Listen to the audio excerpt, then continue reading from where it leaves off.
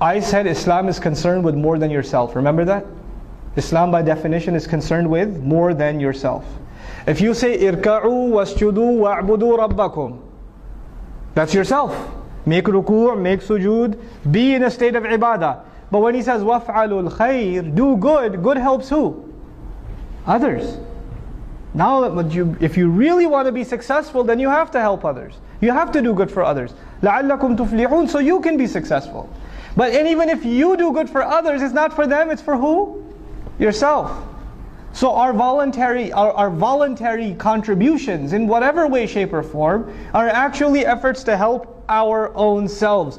Don't ever, should I dare look back at a masjid that I gave time to, a program, a convention I helped put together, a check I wrote to the school or whatever, and say I helped them. I only help myself. And the moment I say I help them, it doesn't count for me anymore. I cannot go to Allah and say, Ya Allah, where's the money I gave?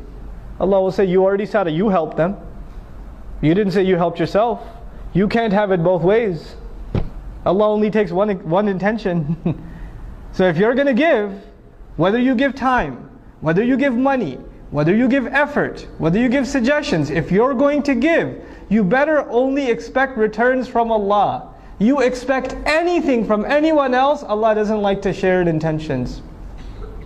Allah is very jealous of intention, subhanahu wa ta'ala. He wants His intention to be exclusive. You try to put anybody else, yourself, some other agenda in that intention, is gone. It doesn't count for anything. So you know how sometimes in Islamic organizations, especially because so many of our organizations are donation dependent. Masajid are donation dependent, schools are donation dependent, right? Da'wah organizations are donation dependent, publishers are donation dependent. People write a big check, somebody writes a $20,000, $30,000 check or something. And then all of a sudden shaitan comes to them first of all and says, Mabruk.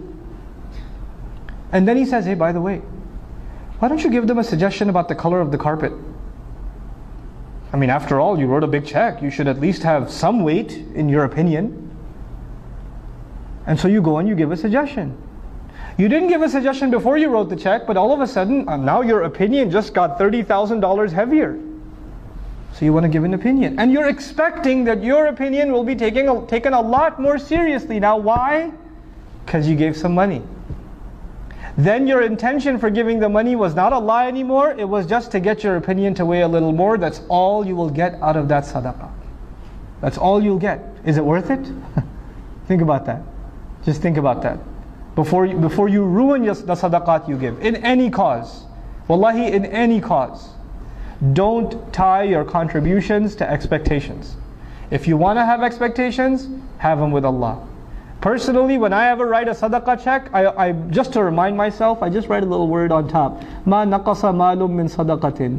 Mal never goes down by giving sadaqah. I remind myself who am I giving sadaqah to and which I'm actually depositing in my akhirah account. So I remind myself the withdrawal is going to happen after I go in the dirt. So I don't expect any withdrawals yet. You try to withdraw now, you won't get anything there. I want to make sure I get that across to all of you, inshallah ta'ala.